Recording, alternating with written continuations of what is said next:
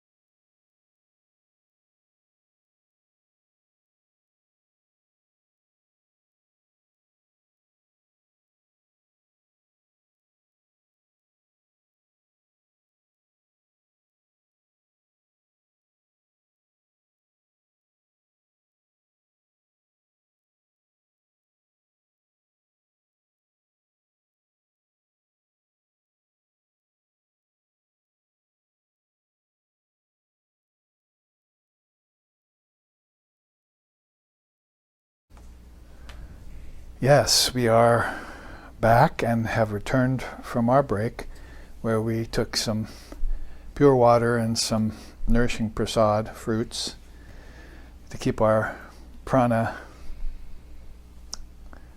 even, or maybe even the upward moving prana activated, and maybe stop the downward moving prana for at least the time being. There are 5 kinds of prana, another 5-fold teaching, quintuplication in India's systems. So knowing that helps you back here when you're looking at the knots of life force. Maybe try and look at that at 5 levels instead of just 1.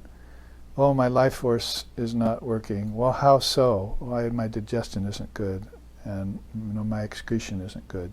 Well, then that has to do with one of the 5 pranas. That it's the downward moving prana where you have your granthi. You see, and the same would be for other kinds of prana that are upward moving, or that are stationary prana. That have to do with the out breath and the in breath. So if you know about the 5 pranas from your Vedantic and Tantric and Yogic teachers, and Kundalini teacher as well, then you'll be much better at breaking those granthis that are impeding you, and as I said up here, till you can live a dharmic life. So just nice and straight. It is on camera. It's kind of close to you. So we want everyone to get a good view of this dam in this river from on high as you look down on the people and the cars that are there, because this is a major nadi that's being dammed up in the collective mind of humanity, if you will. Environmentally, you could make a case for this too. But what we're really meaning here is on the level of spiritual growth, and how the major nadis could be blocked. Like, say, the ancestors are thinking only about earth, so the Sushumna for them is only going inward to heaven and back to earth. So they don't know about the part of the Sushumna that's going to the crown chakra, nor the extension of the Ida and the Pingala that are going in. So these would be blocks in the 3 main channels. There are songs and poems about this in India. As opposed to what we're talking about here are pretty much blocks in the individual, aren't they? Individual minds, although some of them do apply to the collective or to humanity in general, maybe even into the level of the ancestors. But you have different size rivers, if you want to put it that way. A fish getting along a current, is going to hit against a dam. They have to make a fish ladder for it. So whatever the blockage is in the collective human mind, you're going to have to find the fish ladder to get beyond those beings who are stuck in that huge pragbara.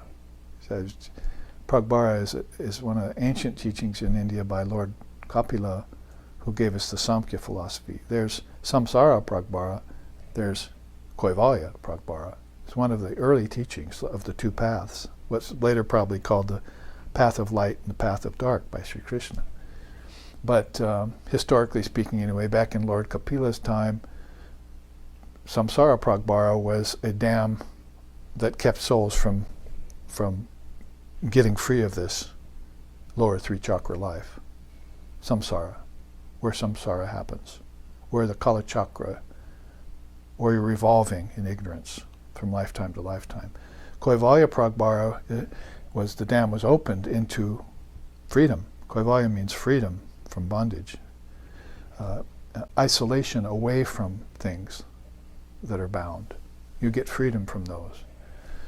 And those are definitely speaking more in terms, as far as Kundalini Yoga, of the heart, the throat, the third eye, and the crown. Those are Kaivalya destinations, you see, in your little tourist. I'm going to Kaivalya land. You see, what loka are you going to inside? You see. So we are needing to open up the life force then to let it flow. Breathing, good food, higher thinking. And those are going to come. One thing that could stand in the way that's, as I mentioned in the first half, was a lot about the way the word heart with a lowercase h, could be spoken about as emotional barriers. There's a lot of emotional barriers. Sensationalism, emotionalism, and cult powers and things like that, which are having to do with the occult or the sensational. I mean, there's only so many words you can use for it, but Astabala Siddhas are the 8 problems there, and the 8 occult powers that people get attracted to, and they don't get to Dharma Mega Samadhi, the rain cloud of virtues that both Buddha and Father of Yoga talked about. Dharma Mega Samadhi, that all these virtues inside of you get, come out and show themselves, and you become as if by miraculous means. Miracles, another word we want to be careful of, but like a spiritual awakening of a sudden kind, Sri Ramakrishna said. There was nothing to speak of the change that happened to this person almost overnight. All of a sudden, there was this radiance coming off of them that people didn't see before. So they had sudden access, opening of this nadi to a higher realization, beyond or they had snapped and overcome a long time barrier in their lifetimes by a spiritual practice, by an intense form of sadhana. We call that tapas. Well, I think I'll tapas the bhaga, I think I'll just take that and shine a laser on it and get rid of it. I don't need this anymore, kind of thing. Only you do it with practice, not with affirmation. Oh, I'm illumined, I'm illumined, I'm illumined. So, what Krishna said about that kind of person, that you can cut yourself on a thorn bush and then say, burn bush, burn. You hurt me, But just saying burn bush, burn will not do anything. You have to go get some wood, probably some gasoline, light that bush and burn it so it'll never cut you again. So the difference between affirmation and practice. Whatever's there, you have to yourself go and take it out. You can't just wish it away. And so that's another problem in the emotional heart. We think we can wish things away. We even think we can pray to God and convince God to do things for us, when God has nothing to do with our actions. God is in action, and we never learn that lesson. In order for us to realize God, and the seers have proven this to us, we have to become actionless. That's called meditation, by the way, and its goal is samadhi, which is transcendence. So these are centers that are never reached by most people. These are unpopulated roads. These are nadis that don't have very many wayfarers on them. You see, it's the flight of the alone to the alone. That's how the Upanishads talk about it. So if you open up these higher centers, you're not going to see many souls on them. When you're walking those skies, as Lord Krishna said to Ram, the young avatar, in early times, when you're walking those skies, it's the flight of the alone to the alone. Most people are clustered down here, most beings, souls, in the first 3 chakras, and then quite a few have made it to the heart. And that's a beautiful place. And maybe they don't want to leave the heart for higher climbs. It'd just be like somebody enjoying bliss and then saying, is there something beyond bliss? See? The bliss of the heart, dancing, singing, seeing the form of God. All of a sudden, out of this big crowd of people, of souls there at that heart chakra, one person wanders away somewhere. I'm going on a journey. So, flight of the alone to the alone means moksha, mukti. Kaivalya, as I just said, satori in Zen, asampragata in yoga, nirvikalpa in Vedanta, nirvana in Buddhism, fana in Muslim religion. This is a very, very high state, unpopulated road. So, and road, or maybe two roads, you see, one going in, one going out. So it's like a mountain pass. You found your way to the raised valley, a verdant valley, you see, of consciousness, where people were dancing and singing in bliss, but you see a mountain and you just have to go climb it. So you take a mountain pass, very narrow and very few people on it. You might see a soul coming the other way, coming down to help the earth, and you have to like nudge around each other so that you won't fall.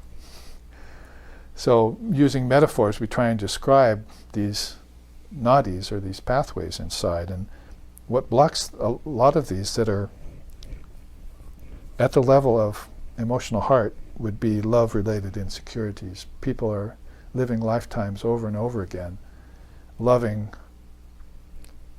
their ancestors, loving their parents, loving their friends in various ways. Probably on this plane of existence, or in the lower chakras, not with any real authentic love. We call that selfless love, and that's how you can't even pray to God, as I was saying, with the idea of getting something out of the prayer, because, as we said here, Mother's not going to accept bribes. She wants you to do the work, and she won't come into the shoe of your body with spiders in it. You have to open up these nadis and purify, tapas, various practices you do, and you have to keep it up day to day to open that pathway. Keep your machete out on this planet and use it every day. So practice or sadhana is going to be the qualifier there. And lack of using that gives you, well, as Holy Mother said, love is just a word on this earth. People use it glibly, Sri Ramakrishna said. They talk about love glibly. Even love of God, they use it in a rather, compromised way. Oh, I love God so much, but they don't act at all like they love God. Sri Ramakrishna loved God, and his whole life reflected that. Just read the gospel and you'll see a God-intoxicated person. So, unrequited love is a kind of a famous expression that's in one of the songs of early of our times here, unrequited love. So you get betrayed, and you thought the person loved you, and you thought you loved the person, and it didn't work out that way, did it? And that gives you a heartache, and that gives you a mind impression. From the heartache to the mind, you remember how you were betrayed. And I don't have to go into it in depth. Maybe to explain it will help people who have heartaches right now, and maybe help understand their own actions and the actions of others, and be honest with themselves, and keep themselves safe and honest, forthright, righteous in the way they use this word love.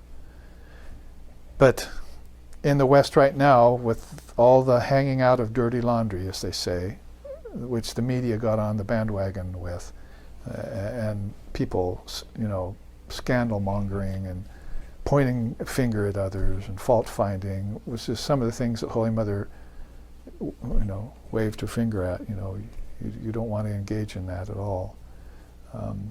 Try and look at the good in people, because a person might have done me 1,000 acts, and 999 of them were not good for me, but one of them was good, so I try and remember him for that one good act. Now there's a practice of tapas on the level of the emotional heart. You build up an immune system at the level of the emotions, so you can live through those experiences and go on and learn from them, because people live through things, but they build up calluses. But to live through that without a callus is called forgiveness. And there are practices that you can do for all of these, body, prana, emotions, that are religious and philosophical in nature. Chanting the names of the Lord. If you're thinking about God, then the person who betrayed you might come and join you sometime. You're opening up a nadi for others. And you're not thinking about vengeance or spite or the things that can happen, which again will form grantis. More grantis on top of that one. It's called a samskara and a samskara skanda. It's like Sri Ramakrishna said, you cut, heal, cut again in the same place, heal, cut again in the same place, heal. And pretty soon there's just 3 or 4 layers of scar tissue there from healing. You heal, but you've got, why did you do that so many times? And he's talking about the mind, not the body, by the way. So he's talking about what we're getting to here soon. Knots in the mind are like cuts from experiences you had from the heart, which were caused because your prana wasn't pure and flowing, which was caused by, not even having your body healthy and ready for the path. Come to this earth ready to try and realize God inside the body. It's called Jivan Mukta. It's a great challenge. Some people take it on purpose. You're going down there? Yes, but I'm going down there to show others how to do it, and to do it maybe for the first time myself. I'll probably fail. It's very hard to do in the body to get liberated. But people have done it. I know a special nation I can be born in where it's common. It's called India, Mother India. I'll go down and try it. And if I don't succeed completely, I'll break a lot of grantis in the way and open a lot of nadis for my next lifetime. It's the opposite of dull thoughts, impulsive action, loss of energy, unsteadiness of nerves, and what happens when you get betrayed and depressed by it. Grief, one of the 3 great traps in Hindu way of thinking. Well, probably enough about that. It can go on and on and on, but let's talk about emotional confusion that ensues from that. And your disposition becomes discordant. So you become, all pent up, angry, or you become very silent and morose and brood, and you're not presenting anywhere near the best side of yourself to people out there, at work, at school. Basically, that's the only 2 things left to people anymore. But your disposition is, again, read the Bhagavad Gita for Sri Krishna's teaching on the dispositions. Sattvic, Rajasic, and Tamasic, and the blends thereof. So, emotional confusion, what can you say about that is that people are constantly crying on others' shoulders, and to hope for help from parents and friends provides no profound solution. Why? Because all are lost here in emotional confusion, philosophical confusion, in fluctuation of prana, unsteadiness of nerves, and illness of body. They're all going through it. So you have to go find a teacher. If the Kundalini teacher saw you with these, you came to him and say, well, I don't know if you're ready to raise Mother Kundalini yet, but here I can give you some preliminary practices on the level of prana and breathing and so forth that can cause you to forget and do away with these negative mental tendencies that you got from being wounded in the heart, in the emotions. In the last 2 months, I've had a person write to me who's being psychically disturbed by a big guru somewhere. She's moved away, quit the path, but he keeps following her psychically, and she's complaining about all these bad things that are happening to her. So I said, here, I'll help you. Here's what you don't think about anymore. See, you just don't think about this anymore. You close down the nadi that, if it's true what this person is saying, has been opened by that powerful teacher, so-called teacher, to her mind and to her heart. You close it down. Here's where a Granthi can help you. Block up those nadis, open up other ones. You have to be flexible, didn't we say that? Negative teachings are going to help you. That is, teachings that are tough but true, as we've been saying lately. Tough but true. Those are very good teachings. So a little bit about these 2 or 3 together. It's hard to take these separately, but they can be pointed out, indicated for helping. The other thing that's really a big one is sentimental obsession. You think animals can talk because the cartoons are telling you to, and you think you were once a monkey because science, evolution is telling you to. I know all of this is working into your relationship with animals in the wrong way. Pretty soon you're dressing them up and having them in your house and so forth, and none of that should have ever happened. Why do you think these viruses are coming around? Because of living with animals. Too close. That there's many cases of that, actually, if you want to look on the web to see some of them. So you have this sentimental attachment to levels of things. You love plants too much, you see, in the wrong way. You're supposed to caretake these things with a detachment, not become them, not to superimpose human characteristics over them. They're not human. You're human. You're the higher animal, if you're an animal at all.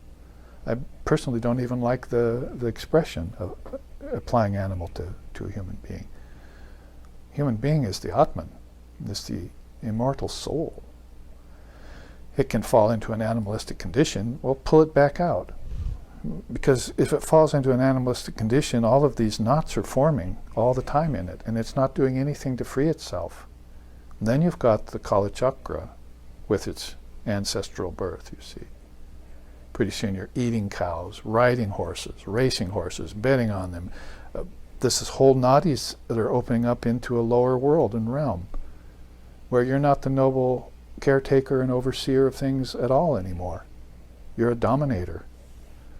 You're treating your animals poorly or sentimentally. So sentimental obsession today in Hollywood is a good example of this. Where are the good movies about spirituality? Where are the good movies about higher wisdom? Where are the good movies about great souls? They'll be about talking animals and cartoons and things. See? What happened that you would think like that?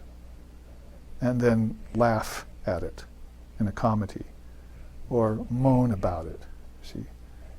Or coo over it, because some animated animal in some film did something funny that they created with special effects. See? So it's something that you have a right to look down your nose upon and give up. See? Get rid of that sentimental obsession and become noble. Become a true human being. Love God first and foremost. Then you'll take care of all of the subhuman species the way you should be doing it. There are other directions to go with sentimental obsession, because people have sentimental obsessions with each other and they can't let go. Even in the worst marriages, people can't let go of the husband or the wife. I've had a case of that just last week. Oh, we finally parted. Well, I told you to do that 5 years ago, that it wasn't healthy. Yeah, but we parted, and I had to do it. It was bitter and horrible, and now I can't think of anything except her. I parted from someone I didn't like, but now I've got an obsession with this person that was never good for me.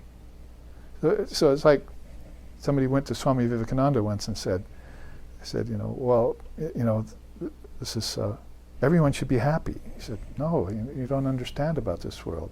There's as many people born here to suffer as there are to be happy.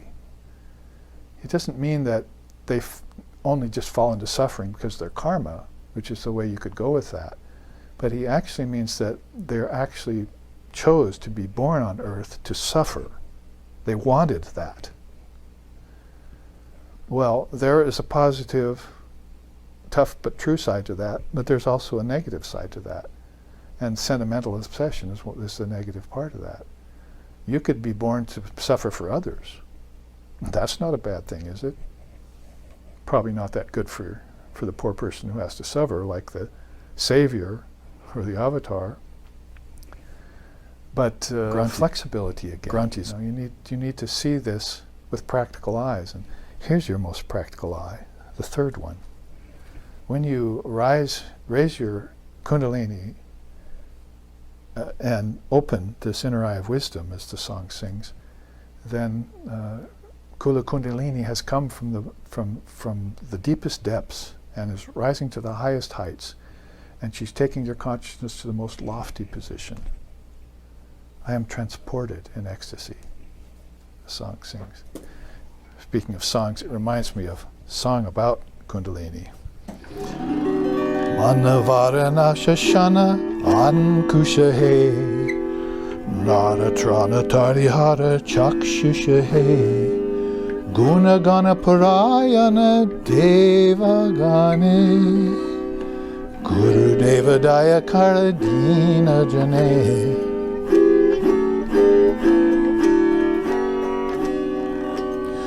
Kula Kundalini Guma Banjakahe Redi Granti Vida Anakarakahe Mama Manasa Chanchala Ratradine Guru Deva Daya Karadina Jane.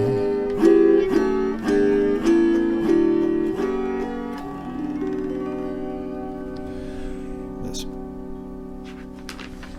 hymn called Sri Guru Stavastake, written to Sri Ramakrishna, in which he sings, Lord, it is by austerities offered to thee that the mind comes under control. You embody yourself on earth to show us the way. Even the gods and goddesses praise you with divine hymns. O divine teacher, kindly bestow compassion on thy humble devotee. The next verse goes on, the powerful spiritual force at the base of the spine awakens at thy touch. And the bondage of desire disappears when you grant detachment and discrimination. But my mind remains restless despite these supreme blessings. O teacher divine, kindly shower compassion on thy humble devotee.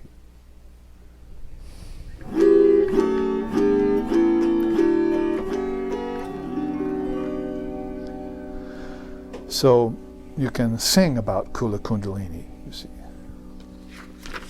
They did. Kula Kundalini Guma Banjakahe, Hriddhi Granti. You know what that means? The knots of the heart. So this is not just in the philosophy that someone mentioned and then some teacher of the Dharma comes along in the 21st century and shares it with you. It's there in an old song. Hriddhi Granti, the knots of the heart. Kula Kundalini Guma Banjakahe, at thy touch, a powerful force nestled at the base of the spine rises and breaks the knots of the heart. Therefore, Mama Manasa Chanchala Ratrajane, the restlessness, Chanchala, gets destroyed. O teacher divine, Guru Deva Daya, compassion, Kara, Dina Jane, kindly awaken this Kundalini power within me. I give you my pranams, you see. So the devotees who follow the Kundalini path, even if it is mixed in invisibly with Vedanta or with Tantra or with yoga, which it is. Just read the Gospel of Sri Ramakrishna and you'll see this wonderful confluence of philosophical and religious rivers coming together in him and all the connections he's making for us. So what to say except that it can also be sung.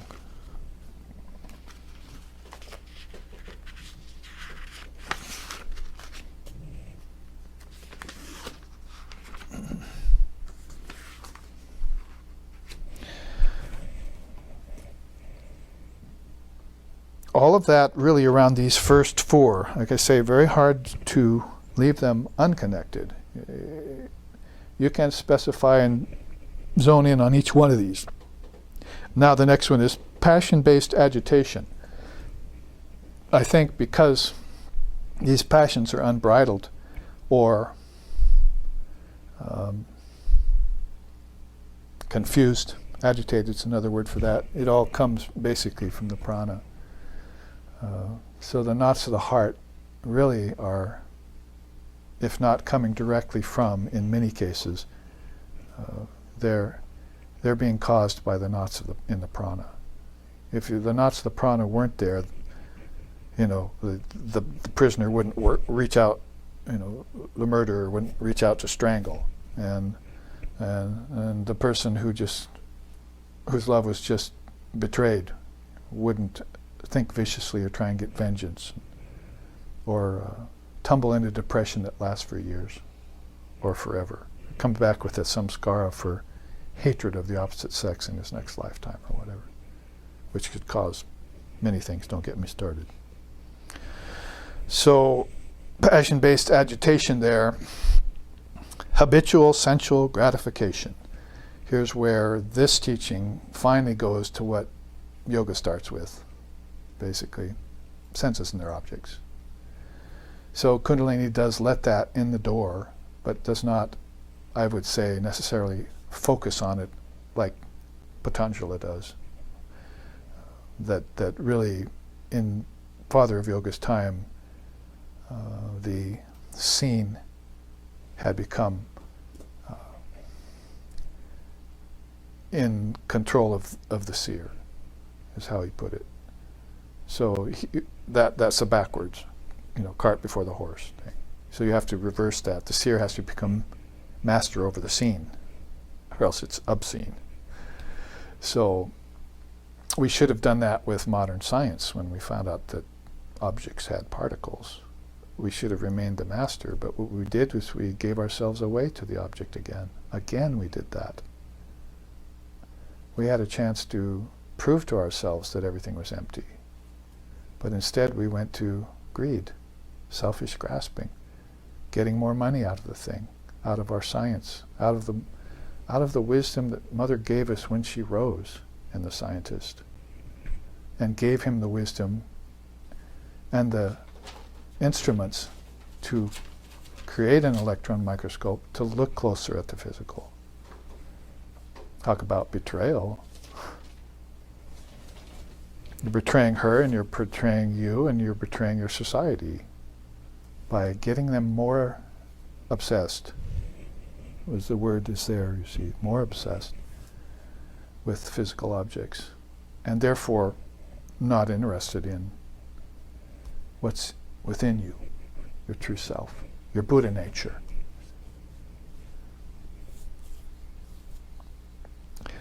So habitual sensual gratification, I could probably just leave it at that, and we can think about it, because we want to go on to the knots of the mind.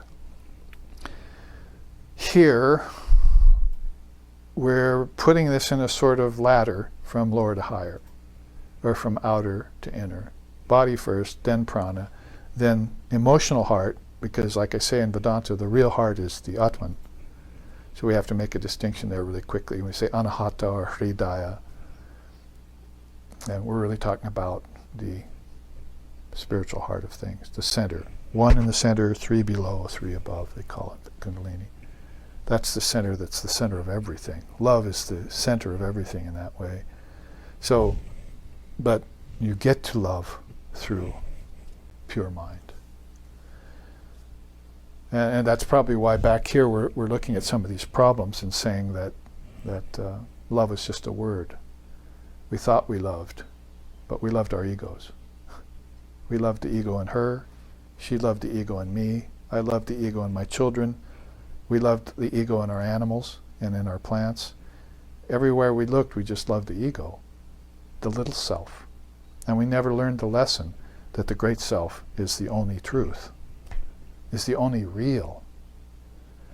That's why you come to Vedanta, and the best thing about Vedanta with that sword that's coming down, because by that time Mother's already risen to a level of consciousness where she's giving you a tool that can cut away all nadis. I'm sorry.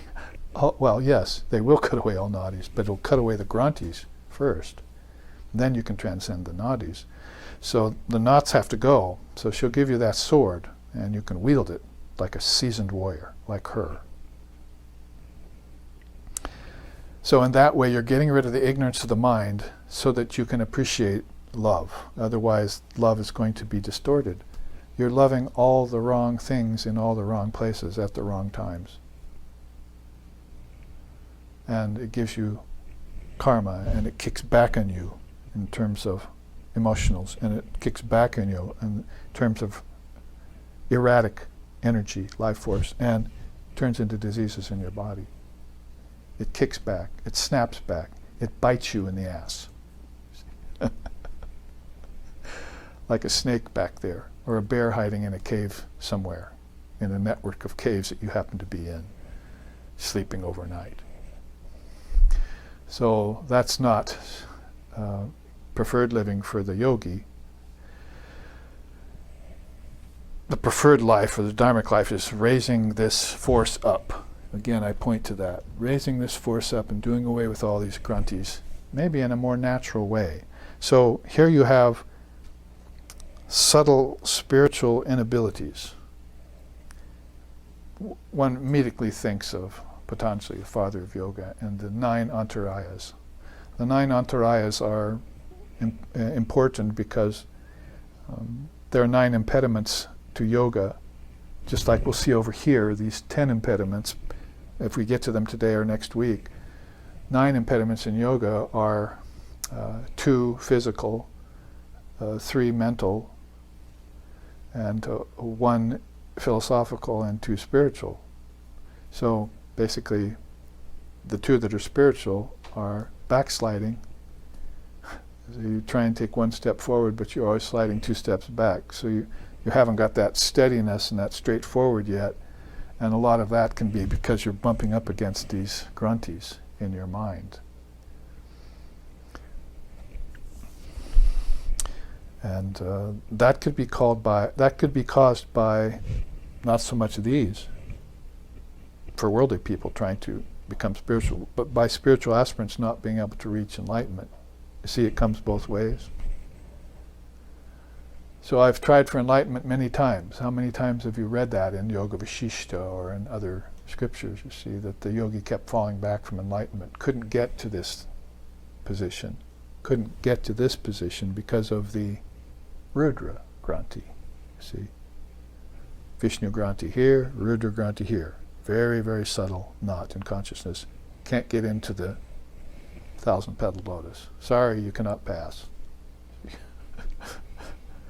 So falling back again to lower center is not so bad as the case of falling back into ignorance in the 3 lower Kala chakra. You see the 3 lower chakras, but still nevertheless a problem coming from spiritual, a problem coming from on high. We'll look at that when we examine the heart, 3rd eye, and chakras and the poisons and nectars that are there. You can see this is a very well fleshed out system. I had to go hunting for a lot of it, and please read the book that I composed called Reclaiming Kundalini Yoga. And therefore a lot of this gets explained in the written form with some charts like these in the book. It's a very short book, thin book. I made it that way on purpose, giving you the essentials that I had gathered from my study of Kundalini Yoga for these 50 years, and with my teacher, who I never saw in the body, Sri Ramakrishna, and all that he said in his own direct experience about Kundalini Mother, Kundalini Ma, and how she rose. Well, next week actually we'll look at that too, in terms of what he said, and some poetic references too on it, about what Sri Ramakrishna said about the 7-holed flute of this body, spiritual body. 7 chakras. He likened it to the Bonsai flute. It has 7 holes and 7 notes you play. Very, very beautiful kind of. Maybe I should bring the 7-tiered castle chart for that too. So subtle spiritual spiritual inabilities are there in the mind. You are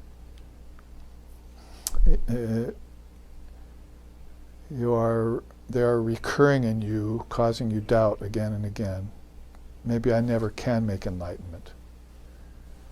It's like at a baser level, diseases come. See, like again, back to this chart, the yogi reacts to these fears arise when they arise because he thinks that his practice is bringing these problems. In a sense, he's right. You do mantra, it opens up the view, see, to all the poisons that are in you and the nectars. So you can't really enjoy the nectars all that well when these poisons are crowding in on you, you see.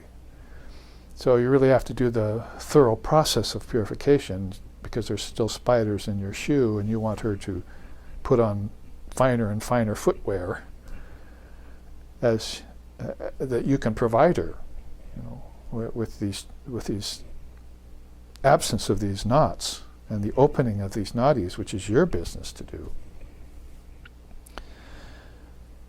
Again, much like yoga, the philosophical quandaries come. That's Bhranti Darshana. You see how the antaryayas, and when we look at the 7 causes and 10 impediments in Kundalini Yoga, really are systems that played off of each other a lot. Buddhism got a lot into Patanjali's system too, the Dharma Mega Samadhi idea and so forth, and how Nagarjuna and Gaudapada, you know, played off of each other too. The Advaitic school, rather, and the Buddhist non-dual school. It's all really much a concurrence. You see that it's an amelioration. It's a nice word in English. Let's get on the same page here and explain this, because is it really about us and our philosophies, or is it about helping people? So tough but true means you'll have to come forth and state some of these things that have to do with grantis, negative samskaras, bad and mixed karmas, grantis, knots, plugged up nadis, like your whole gross and subtle and causal body is a nose with a cold. See? It can't breathe. See? It can't breathe.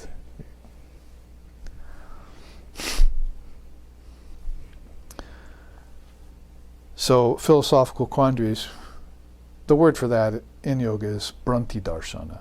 Darshana means to see. Bhranti means deluded. So you have your sight is deluded. So this third eye is not seeing properly. And then as a result, neither are these 2 eyes. Sri Ramakrishna said, the 2 eyes are between, just below the center between the eyebrows. So they should be noble, shouldn't they? They're very close. But they tend to look down toward the 3 lower chakras all the time, towards eating, drinking, and sex life. That's some of the poisons. It's also future grantis for you in your next lifetime. You don't want that to happen. So you should, open all eyes. The expression third eye, doesn't it kind of refer to all 3? The 2 eyes should be taken too. We should see with these eyes what is good and spiritual.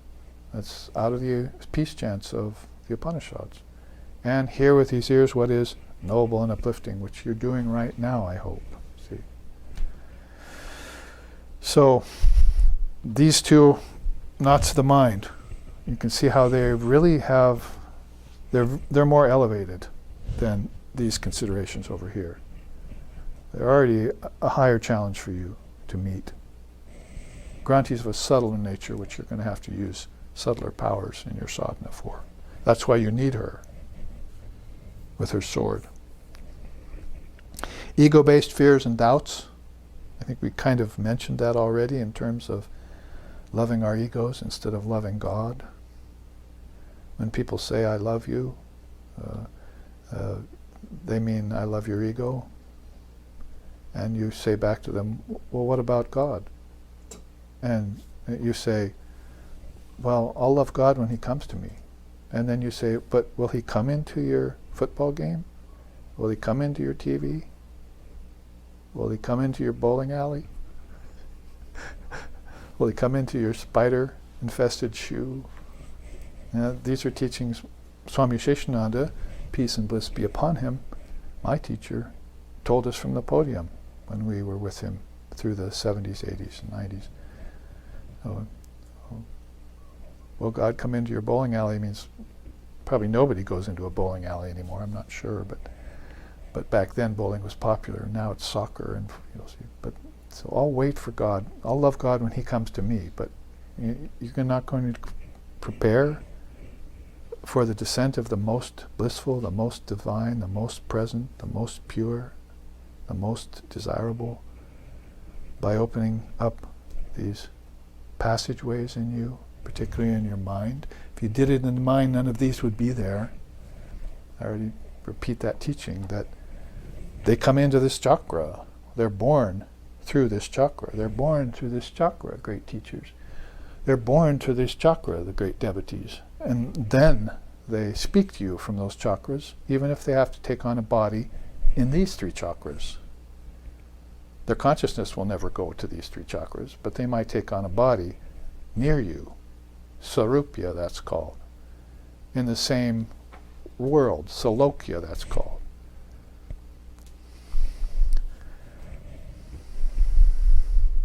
In the same form as you, Sarupya, Salokya, Samipya. They'll be very dear to you, but will you really love them? Swami Vivekananda said, Sri Ramakrishna loved us like no one else. My parents could never love me like he loved me. So it's the spiritual teacher, the authentic one, who has raised Mother Kundalini, the mother of all love, that will shower that kind of love and change and transform a person forever. And ego-based fears and doubts, they don't have any place in you anyway, so goodbye. They're like birds scared out of a tree by a shotgun. Gone, gone, utterly gone. How about intellectual uncertainties?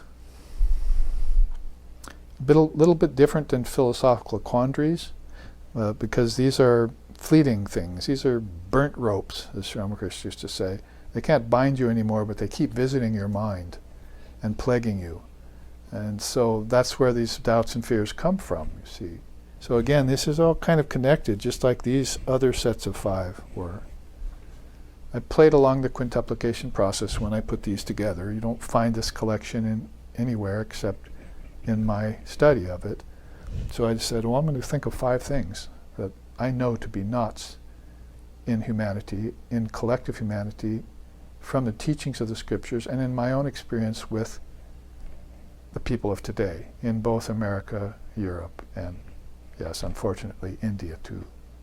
Blocked nadis. Grantis about your own great rishis. Say a granti about Buddha even being Hindu in Buddhism. Philosophical quandaries and confusions. I just had somebody get over that last week. Oh, now I know what you mean about Buddha being Hindu. For all that time I was teaching that, and Swami Vivekananda said, there's no real difference between Vedanta and Buddhism. For all that time, people were raised that way, thinking about in terms of separations, and all of a sudden have this nadi open, and this realization dawned that that's one of the greatest rishis of India right there, Lord Buddha. It wasn't Chinese or Tibetan or Japanese. Just like Christ wasn't European with blue eyes and blonde hair. So people keep these superstitions forever based on bad upbringing, religiously and through the generations of parental upbringing. So all of this can amount to fears, doubts, uncertainties that finally turn into complexes. Samskara. There's no word for that, maybe except complex in English. And when you look at complex in Western psychology, it's not based on a past lifetime. Freud and Jung never had a Hindu person on their therapy table. So they didn't, if they had, they would have set up and said, they would have said, so what are you talking about, my mother complex? I have a different mother that I have a complex with. And I know I've had many lifetimes. What you're saying is based on emotional upbringing, isn't it? The problems I had with my mother and father, you can trace that right down to your emotional problems and nowhere else. You can't go any deeper with it unless you know the word samskara and unless you assign it to a past lifetime. That I had mothers and fathers before, and they were my children and my daughters and sons before that, and we're just trading places. And we're not getting over our complexes because of it. I still look like my parents. I still think like my parents. I still act like my parents. Unless I break through and raise her and transcend my ancestors, I break this Granti, Vishnu Granti. And in the future, I'm going to break this Granti too, with Sri Ramakrishna will help me. I'll have non-dual samadhi.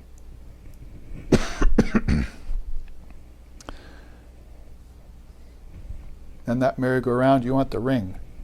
Snatch the ring as you go around, right? You get that, lean out and get that ring, you get a prize. Supplies.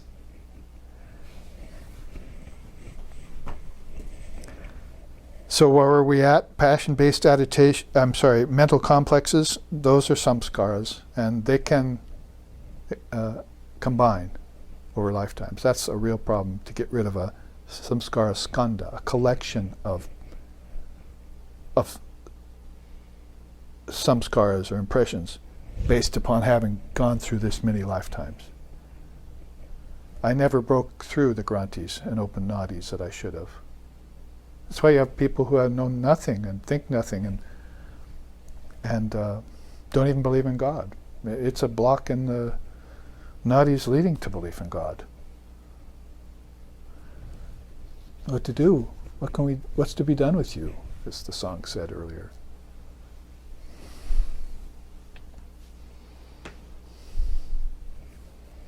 Well, we just can't strew the pearls before you anymore, you see, because you're not open to them. In the least, you're antagonistic of them. You're a Roman or a fallen Jew at the time of Jesus. You're going to crucify him. He came and talked to you about higher things. See?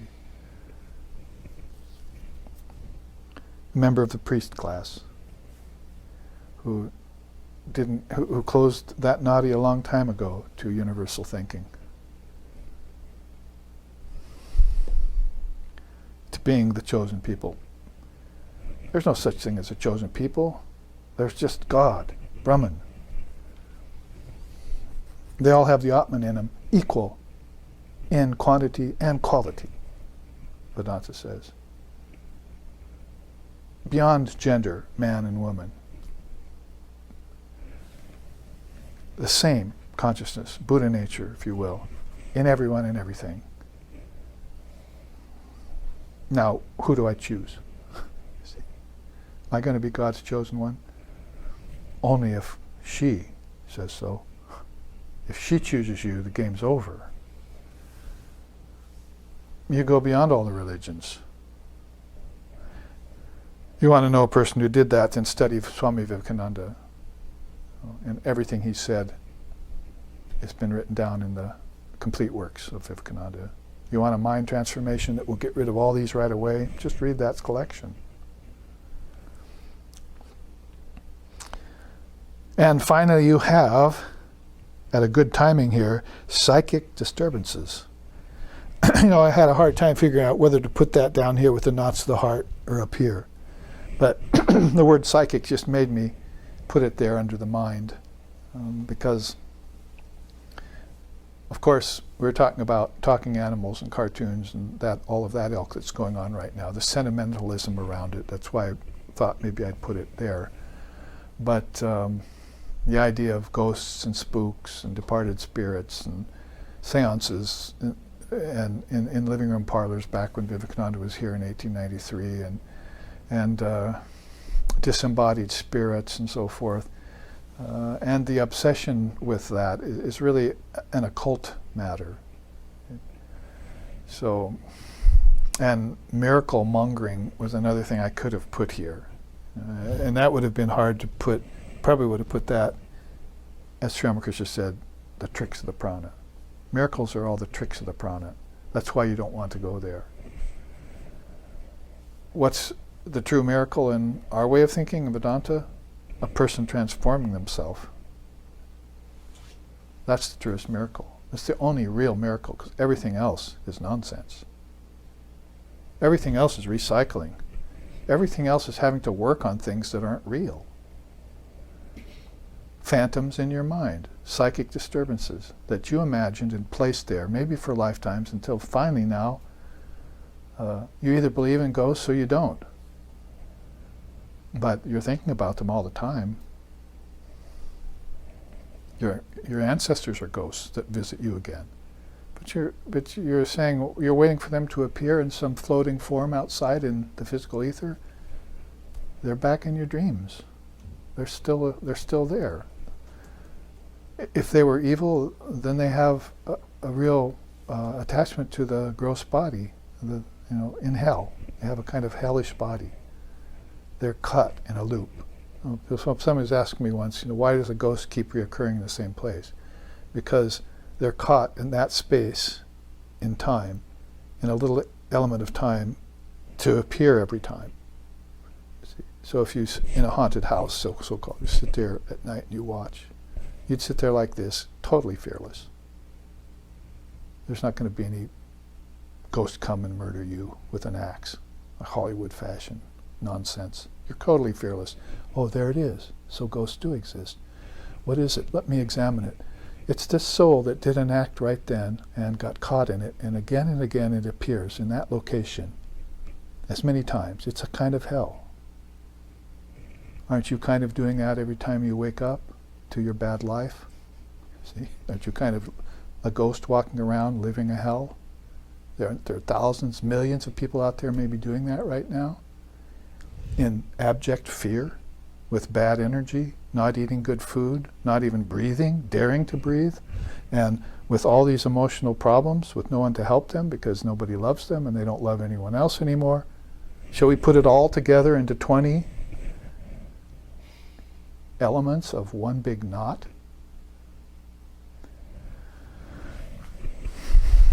Psychic disturbances, there's a take on them that I can offer.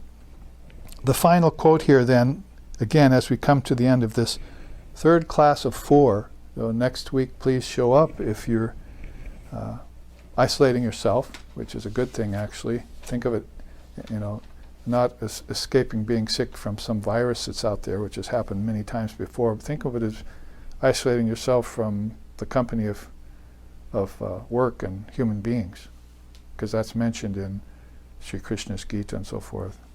The company of men, draw back from that, you see. The habitation of worldly people, stay away from it. See? So here's your chance to do it and get away with it at work, see. And actually break down some knots in yourself. Because you can sit there and do that all here, can't you? And watch everything else fall apart, the house of cards, fall out of Maya fall away if you open up the central channel, sing a song, give yourself to her. So next week we'll talk about the poisons and nectars here. Shankara says here at the end, destroy all the knots of your being caused by desire-based actions, internal and external, to the practice and attainment of samadhi. So we put a Advaitic exclamation point upon this teaching of 6 chakras with its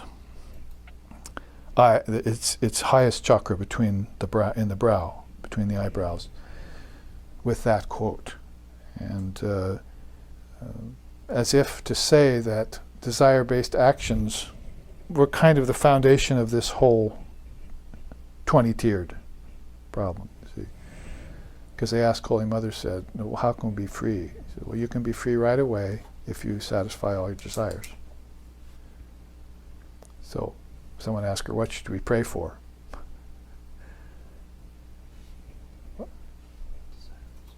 Huh? Desirelessness? Yeah, freedom from desires. What should we pray for? Should we pray for love of God? Actually, love of God, you might be mistaking God for an ego or for someone else that helps you or so forth. But nirvasana, she said, if you can attain nirvasana, nir means extinction of, vasana means desires. So Shankara here saying, destroy all the knots. What's that word again? Granti. In your being caused by desire-based actions. Internal and external. Don't forget that. Because acts happen in the mind first, and then they work their way out to the body. Diseases happen in the mind first, then they work their way out to the body. Prana happens in the mind first, psychically, then into prana and into the body with the 5 pranas. So Vedanta is a mind-only school. It's a mind-based yoga we're striving for here. Some of us can accomplish it. And even if we don't fully accomplish it in understanding, we can wipe away a lot of knots in the interim as we practice. And this is the challenge of life on earth, in the body, for that one who is seeking freedom, called Jivan Mukta, living liberated condition. So here, let's end with a chant. Om Bhadram Karnibhihi Shinayama Devaha Bhadram Pashyema Akshapirya Jatraha Stirairangayishtushtuvam Vyashema Devahitam Yadayuhu Swasti na Indra Vrida Shravaha Swasti na Pusha Vishwadevaha Swasti nastarksho arishtanemihi Swasti no vrihaspatir dadatu Om Shanti Shanti Shanti. May we see with these eyes what is good and spiritual, hear with these ears what is noble and uplifting, and may we, while worshipping the Lord and Mother of the universe, with healthy minds and bodies, live a life which is beneficial to ourselves and to all others. Om, peace, peace, peace. May peace be unto us, may peace be unto all. Om Hari Om. Kula Kundalini Goma Banda Kahe, Redi Granti Vidarana Kara Kahe, Mama Manasha Chanchala Ratra Dine, Guru Devadaya Karakina Jane. Jaya Sadguru Ishvara Prabha Kahe, Bhavaroga Vikara Vina Shakahe, Mana Jena Rahitava Shri Charane, Guru Devadaya Karadina Jane. Guru Devadaya Karadina Jane.